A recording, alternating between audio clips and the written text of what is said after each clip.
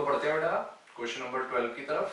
देखो question number 12 में क्या कह रहा है, कह रहा है assume that each born child is equally likely to be a boy or a girl। ठीक है, मतलब बच्चा कोई भी हो, चाहे वो लड़का हो या लड़की हो, सभी इक्वल होते हैं। If a family has two children, अगर एक फैमिली के पास दो चिल्ड्रन है, what is the conditional probability that both are girls given that. अच्छा ये बता रहा है सबसे पहले तो दोनों ही गर्ल होनी चाहिए, सबसे पहली बात।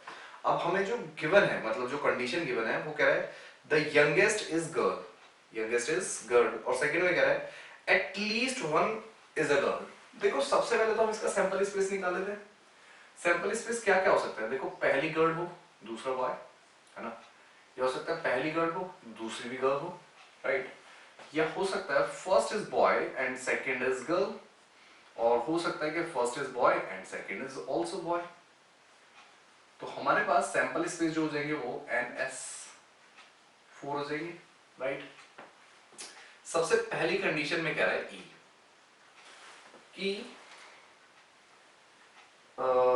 Younger one is a girl, मतलब जो छोटी वाली है वो लड़की होनी चाहिए। तो देखो छोटी लड़की किस किस में, एक तो इस वाले केस में हो सकती है, किस वाले केस में हो सकती है, यानी कि या तो गर्ल हो या फिर बॉय गर्ल हो, राइट। तो यानी कि प्रोबेबिलिटी ऑफ E कितना हो जाएगा भाई, दो ही ना, दो रिजल्ट और टोटल थे 4, है ना। उसके बाद F, अच्छा सॉरी मैंने गड़बड़ कर दी। यहाँ पे ये तो कंडीशन थी, ये हमारे पास बेसिकली F आ गया, है ना, या हाँ ये हमारे पास F आ गया। और जो था वो कह रहा दोनों ही लड़की होनी चाहिए, दोनों ही, यानी कि E जो थी वो हमारे पास था गर्ल गर्ल, ठीक है, दोनों ही लड़की होनी चाहिए, तो उसकी एक ही प्रोबेबिलिटी है, यानी कि ये P ऑफ E जो हो जाएगा वो हो जाएगा 1/4, ठीक है। बात समझ में, मैंने थोड़ा सा ऊपर नीचे कर दिया, F ऊपर है और E नीचे कर दिया, ठीक है। ये हमारी फर्स्ट थी और ये गिवन कंडीशन है कि सबसे छोटी लड़की होनी चाहिए, ठीक है, मतलब जो छोटी वाली लड़की होनी चाहिए। तो देखो अगर मुझे probability of E intersection oblique F find करना है, तो ये हो जाएगा P E intersection F oblique P F। तो इंटरसेक्शन अगर फाइंड करना है, देखो इंटरसेक्शन में इसमें और इसमें, तो हम फाइंड कर लेते हैं P, नहीं सबसे पहले इंटरसेक्शन फाइंड कर लेते हैं। E इंटरसेक्शन F जो हो जाएगा वो हो जाएगा सिर्फ गर्ल गर्ल, यानी कि ये भी हो जाएगा, अगर हम इसकी प्रोबेबिलिटी फाइंड करें, probability of E intersection F is equal to 1/4 हो जाएगा, राइट।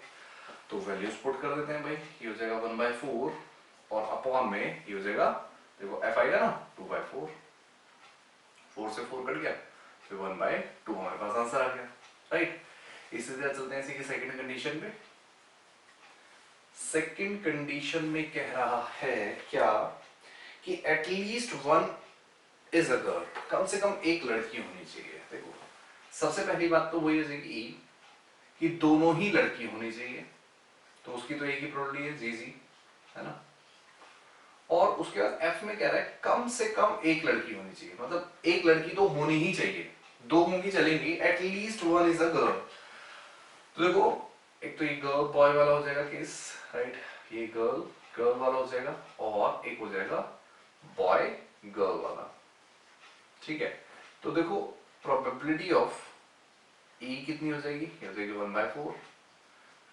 प्रोबेबिलिटी ऑफ F कितनी हो जाएगी भाई, ये हो जाएगी 3/4। और अगर हमें E इंटरसेक्शन F फाइंड करना है तो वो हो जाएगा गर्ल गर्ल, है ना, तो यानी कि G, तो यानी कि इसकी जो प्रोबेबिलिटी हो जाएगी, probability of E intersection F, वो हमारे पास हो जाएगा 1/4, राइट। निकाल लेते हैं P E oblique F is equals to P E intersection F upon P F, right.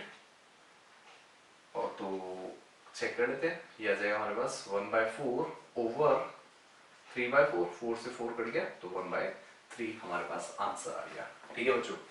तो pause the video, note it down, फिर पढ़ते हैं क्वेश्चन नंबर 13 की तरफ।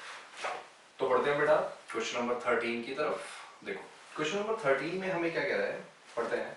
N instructor has a question bank consisting of 300 easy true false question, 200 difficult true false questions, 500 easy multiple choice questions and 400 difficult multiple choice questions.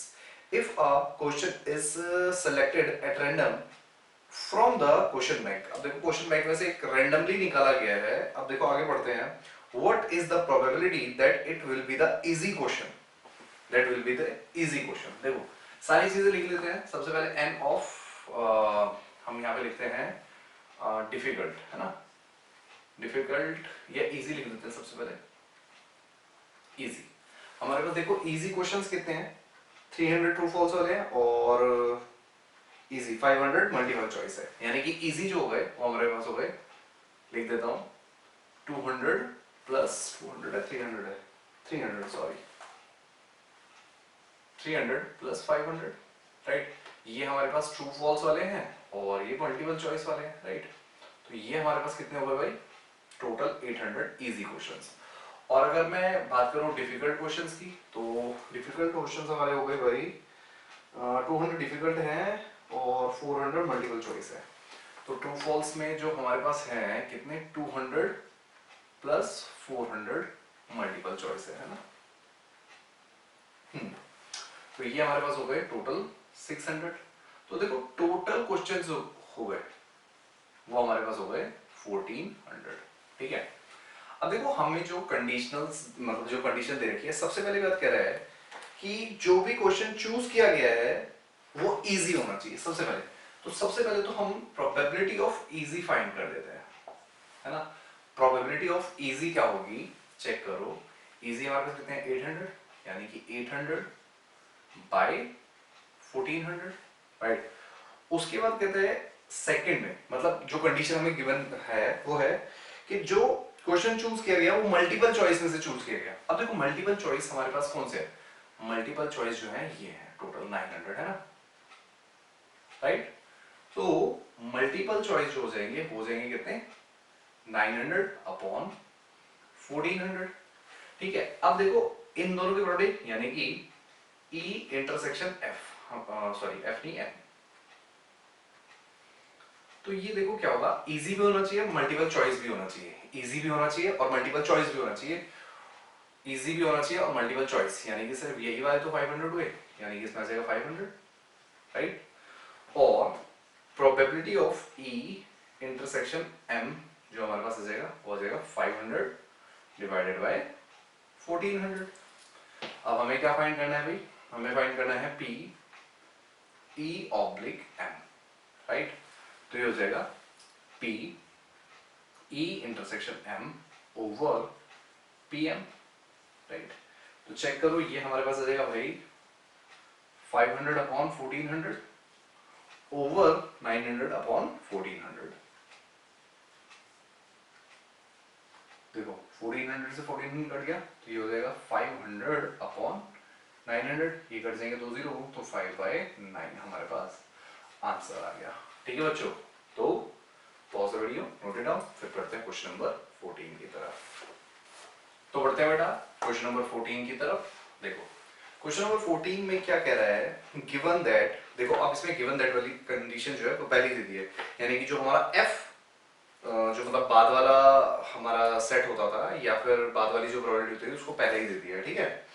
Given that two numbers appear on throwing two dice are different. देखो जो सबसे पहले two dice का sample space निकाल लेते हैं भाई, ठीक है। तो हमें पता है 1 1 फिर ऐसे ही सो ऑन 6 6, है ना। तो ये हमारे पास टोटल होंगे कितने, 36, राइट। ये हमें पता लग गया। अब गिवन दैट, अब देखो दोनों चीज पढ़ लेते हैं, ए और बी मान लेते हैं, मतलब सबसे पहले तो देख लेते हैं गिवन दैट, और कह रहे हैं जो सम है वो 4 होना चाहिए, सम आर ऑन 4। तो देखो 4 किस किस से होगा, सबसे पहले ये चेक कर लेते हैं। अगर अलग अलग डाइसेस में मतलब अलग अलग नंबर है तो 4 किस किस से होगा। देखो सबसे पहले तो एक 1 3 से होगा, है ना, 2 2 हम ले नहीं सकते, फिर होगा 3 1 से, राइट। उसके बाद हमारे पास और किसी से होगा क्या? 1 1 नहीं, 1 2 1 3, 1 3 आ गया, फिर 1 4 नहीं हो सकता, 1 5 नहीं हो सकता, 1 6 नहीं हो सकता, फिर 2 2 नहीं हो सकता, 3 1 हो सकता है। उसके अलावा 3 1 के अलावा कोई है क्या? मेरे ख्याल से तो नहीं है, तो यही दो होंगे सिर्फ, राइट। यानी कि अगर इसकी प्रोबेबिलिटी मुझे फाइंड करनी है P ऑफ A, तो हो जाएगी 2/36, राइट। अब B में कह रहा है कि जितने भी नंबर्स हैं वो डिफरेंट होने चाहिए, जितने भी नंबर है वो डिफरेंट होने चाहिए। एक बात खुद सोचो, इसमें एक तो 1 1 नहीं आएगा, 2 2 नहीं आएगा, 3 3 नहीं आएगा, 4 4 नहीं आएगा, 5 5 नहीं आएगा, 6 6, यानी कि यही तो 6 नंबर्स नहीं आएंगे। इसके अलावा तो सारे आएंगे 1 2, है ना, 1 3 1 4, इस तरह करके सारे ही नंबर, यानी कि 1 6 तक। और यहाँ पे 2 1 आएगा, 2 2 नहीं आएगा, उसके प्लेस पे आएगा 2 3, है ना, ऐसे ही सो ऑन, ये 2 6 तक जाएगा और इसी तरह के रिजल्ट चलते रहेंगे। यानी कि अगर वो 6 नंबर हट गए, है ना, 6 नंबर कौन से? 1 1 2 2 3 3 4 4 5 5 6 6, तो टोटल में से अगर 6 माइनस कर देंगे तो बचेंगे 30, यानी कि n ऑफ b जो हो जाएगा वो कितना हो जाएगा? 30। और प्रोबेबिलिटी ऑफ b जो हो जाएगी वो भी हमारे पास हो जाएगी 30/36। Got it. अब हमें फाइंड करना है, देखो a इंटरसेक्शन b, क्योंकि चाहिए होता है हमें, तो a इंटरसेक्शन b में भाई कॉमन तो यही है, 1 3 और 3 1, यही तो कॉमन होंगे, यानी कि 1 3 और 3 1। तो इसकी जो प्रोबेबिलिटी होगी, probability of a intersection b, वो हमारे पास कितनी जाएगी? 2/36, राइट। अब हमें क्या फाइंड करना है भाई? p a ऑब्लिक b हमें फाइंड करना है, तो p a intersection b over p b आ जाएगा, तो ये हो जाएगा 2/36 ओवर, है ना, 30/36, राइट। b है ना, राइट। 36 से 36 कट गया और ये 2/30 और ये भी कट जाएगा 1/15 पे। ठीक है बच्चों, तो pause the video, note it down, फिर बढ़ते हैं क्वेश्चन नंबर 15 की तरफ। तो बढ़ते हैं बेटा क्वेश्चन नंबर 15 की तरफ। देखो क्वेश्चन नंबर 15 में क्या कह रहा है, consider the experiment of throwing a die. ठीक, if a multiple of 3 up comes, throw a die again, and if another number comes, toss a coin. Find the conditional probability that the event the coin show the tail। हमें क्या बताना है? देखो सबसे पहले हमारी जो क्या बताना है कि टेल शो होना चाहिए, ठीक है। तो टेल शो होने से पहले तो सबसे पहले हम सैंपल स्पेस फाइंड कर लें। तो सैंपल स्पेस क्या होगा इसका, चेक करो। सबसे पहले कह रहा है अगर 3 या 3 का मल्टीपल, यानी कि 3 और 6 हो गए, अगर वो आते हैं तो डाइस ही फेंकी जाएगी, अगर कुछ और नंबर आता तो कॉइन उछाला जाएगा। यानी कि अगर 1 आया तो या तो हेड आ सकता है या फिर 1 के साथ टेल आ सकता है, राइट। ऐसे ही अगर 2 के साथ या तो हेड आ सकता है या 2 के साथ टेल आ सकता है, राइट। 3 के साथ देखो, 3 के साथ अगर 3 फेंका गया तो डाइस अगेन फेंकी जाएगी, यानी कि 3 के साथ 1 हो जाएगा, 3 के साथ 2 हो जाएगा, एंड सो ऑन, ऐसे ही 3 के साथ 6 तक हो जाएगा, राइट। उसके बाद अगर 4 आया, 4 के साथ हेड आएगा या फिर 4 के साथ टेल आएगा, राइट। 5 के साथ हेड आएगा या 5 के साथ टेल आएगा, और अगर 6 आता है तो अगेन डाइस ही फेंकी जाएगी, ठीक है। 6 के साथ 2 एंड सो ऑन, ऐसे ही 6 के साथ 6, राइट। तो ये हमारे पास होगा टोटल सैंपल स्पेस, यानी कि कितने हो गए? 1 2 3 4 5 6, सॉरी यहां से लेके यहां तक 6 7 8 9 10 और 10 10 20, यानी कि नंबर ऑफ सैंपल स्पेस कितने हो जाएंगे? 20, राइट। अब ई कह रहा है हमें जो बताना है, मतलब जो क्वेश्चन कह रहा है कि कॉइन में हमेशा टेल ही आना चाहिए, बात समझ गई? टेल आना चाहिए। तो टेल वाले कौन कौन से हैं चेक कर लेते हैं। सबसे पहले देखो, एक तो 1t, फिर 2t, फिर 3 तो है नहीं, 4t, और फिर है 5t, राइट। तो यानी कि प्रोबेबिलिटी ऑफ ई जो हो जाएगी वो हमारे पास हो जाएगी 4/20, राइट। अब ऐसे ही अगर f मुझे फाइंड करना है, मतलब f जो हमें कंडीशन दी हुई है, कंडीशन क्या गिवन है भाई? Condition given that at least one die show 3। तो देखो किसी भी एक डाई में 3 आना चाहिए, यानी कि कौन कौन से होंगे? देखो 3 1 3 2 है ना, 3 3 3 4 3 5 3 6 और 6 3, भाई किसी एक में आनी चाहिए ना। तो देखो अब हमारे पास जो हो जाएगा प्रोबेबिलिटी ऑफ एफ वो हो जाएगा 1 2 3 4 5 6 7, है ना, 7/20, राइट। अब हमें फाइंड करना है E इंटरसेक्शन F। तो देखो क्या इन दोनों में कुछ कॉमन है, नहीं, यानी कि ये 5 हो जाएगा। इसका मतलब हुआ कि probability of E intersection F जो हो जाएगी वो 0 हो जाएगी। और हमें क्या फाइंड करना है, P E ऑब्लिक F। तो देखो ना बच्चों, P E intersection F upon P F आएगा, राइट। तो ये हमारे पास 0 है और ये हमारे पास है 7/20। तो आंसर कितना आ जाएगा, 0। बात समझ में आई? यही हमारे पास आंसर हो जाएगा। Then pause the video, note it down, फिर पढ़ते हैं क्वेश्चन नंबर 16 की तरफ। तो पढ़ते हैं बेटा क्वेश्चन नंबर 16 की तरफ। देखो क्वेश्चन नंबर 16 में क्या कह रहा है, हमारे पास पी ए दे रखा है, P A is equal to 1/2 और पी बी जो दे रखा है वो दे रखा है 0। तो हमें फाइंड करना है P A oblique B is equal to, हमें फाइंड करना है, यस। तो चेक करो इसकी जो मतलब अगर इसको हमें सॉल्व करना है तो होगा पी ए ऑब्लिक बी, है ना। तो इसका मतलब P A intersection B upon में पी बी। और देखो ये मैं नहीं निकाल पा रहा पर फिर भी सोचो, P A intersection B upon अगर 0 करेंगे तो पी ए ऑब्लिक बी हमारे पास नॉट डिफाइंड नहीं आ जाएगा, क्योंकि समथिंग अपॉन 0 क्या होता है, नॉट डिफाइंड। तो इसका आंसर सी इज करेक्ट। ऐसे ही चलते हैं 17 पे। 17 क्वेश्चन में देखो क्या कह रहा है, कहता है हमें एक कंडीशन गिवन है क्या, कि P A oblique B is equal to P B oblique A है, राइट। तो इसमें से क्या रिजल्ट हो सकते हैं, 4 हमें ऑप्शन दिए हैं, चारों, चलो इसको सॉल्व करके देख लेते हैं, हमें पता लग जाएगा। देखो इसका मतलब होगा P A intersection B over P B, right, is equal to ये होगा P A intersection B over P B, right. सही कट जाएगा तो हमारे पास आ जाएगा पी ए, सॉरी यहाँ पे आएगा ए, है ना। तो देखो जब ये इससे कट जाएगा तो पी बी इक्वल हो जाएगा पी ए। तो ये कंडीशन होनी जरूरी है, यानी कि आंसर हो जाएगा इसका डी, आंसर इसका हो जाएगा डी। ठीक है बच्चों, तो pause the video, note it down, फिर मिलते हैं नेक्स्ट एक्सरसाइज यानी 13.2 में।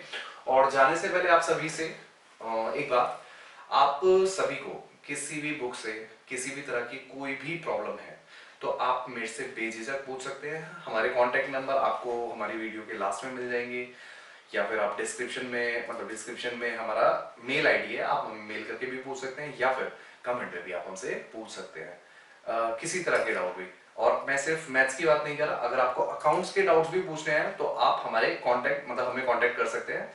सुदीप सर जो है वो अकाउंट्स की जितनी भी प्रॉब्लम्स है वो बता देंगे आपको, और मैं नितेश आपको मैथ्स की प्रॉब्लम्स बता दूंगा, ठीक है।